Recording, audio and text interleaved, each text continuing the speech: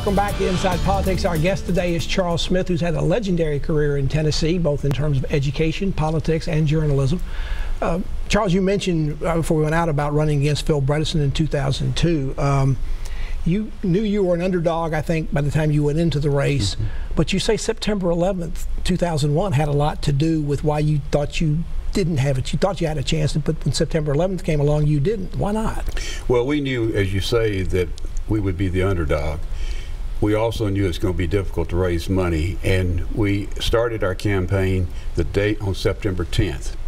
Had a great day of getting pledges and some money on that very first day. Very well pleased with the way it went. And then September 11th came, and from that point on it just didn't feel right because, as you know, the economy was shaken by it all. You say in the book the money just dried up. It did. It dried up. And also, in all fairness, Phil Bredesen did a great job of solidifying his support. Those two things really kept us from ever getting competitive. You've talked about the Senate race and your support for Phil Bredesen now. What about the governor's race between Bill Lee and Carl Dean? What are your thoughts about that at this point? I really have not gotten into that campaign. I know both individuals. I know the mayor much better than I do Mr. Lee. I really haven't but followed it very well. In your career, particularly in both K-12 and higher education, you worked under both Republicans and Democrats. That's a little unusual, even in a moderate state like Tennessee. What was the secret for your success to be able to work for governors on both sides of the aisle? I think, Pat, that it was really something that undergirds the entire theme of my book, and that is that I learned from people like Ned McWhorter and from all the other bosses that I had, that if you're going to really be successful in leadership, you've got to be able to build trust, earn respect, and be able to communicate. And I did that, and I think that was the key. It's a picture of you and Governor McWhorter on the very front of your book. What is your major memory of working with him over the years? His integrity, his commitment. What you saw is what you got with Ned McWhorter, and I tell 3 or 4 front row stories about how he was able to reach across the aisle, and by doing so, he built support, and we went through our 2 years of selling an education program that was very controversial in many ways. And all of that time, we never publicly or privately had a partisan debate with the Republican Party. We differed on many things, but there were policy issues, not partisan issues. You have a very nice endorsement in the book from former Governor Winfield Dunn, who was your opponent in that 1970 yes. race. How did you develop a relationship with him after starting it out maybe in an adversarial way? That's maybe the most interesting chapter that I have in the book, because Dr. Dunn, Governor Dunn, was someone that we knew, John Jay and I knew from the beginning, that he was charismatic and he was a capable man, and John Jay had great respect for him.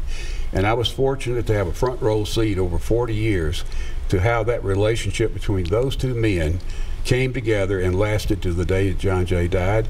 And Winfield was at my book signing a week ago.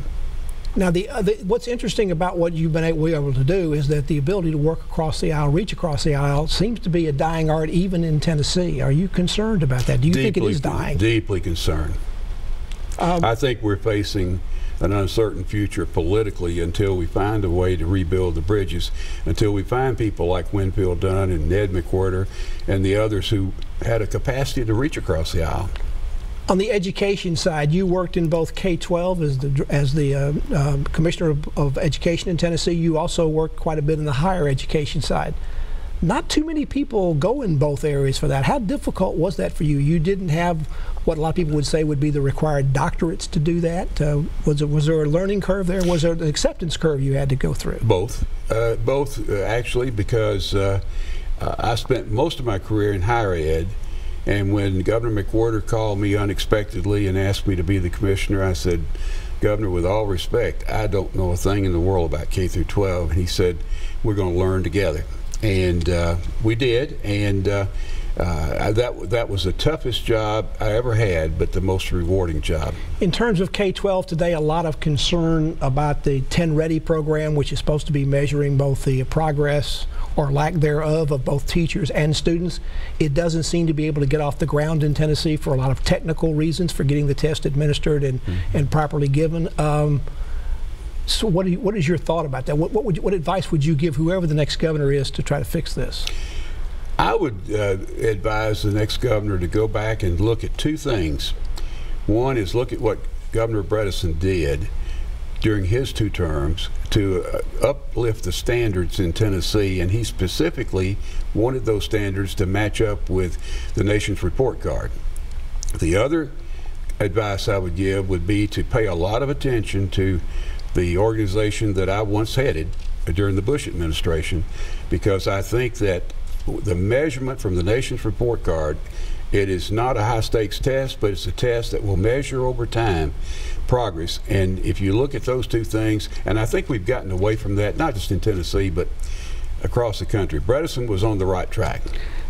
In the governance area, in the higher education area, there's been quite a bit of change just in the last couple of years at the very end of the Haslam administration. One, there used to be all the regent schools were under one board, the Board of Regents. Now each of the regent schools has their own board of trustees. Do you see that as a positive move for those colleges, or will it create perhaps unnecessary and destructive competition between those schools, particularly going to the legislature? I'm a bit concerned about the change, because I guess every governor just about for the last 40 years has tried to change the governance structure. There were 2 attempts when I was Chancellor of the Board of Regents, and we were able to prevent that from happening, but it finally got through. And I think what it does, it really weakens the structure, because if you are an Austin Peay State University, you're competing against UT on your own rather than with the Board of Regents as we knew it before. Charles Smith is our guest. We're talking about education issues over the last 50 years. He's had leadership positions there. He's had leadership positions in politics and journalism.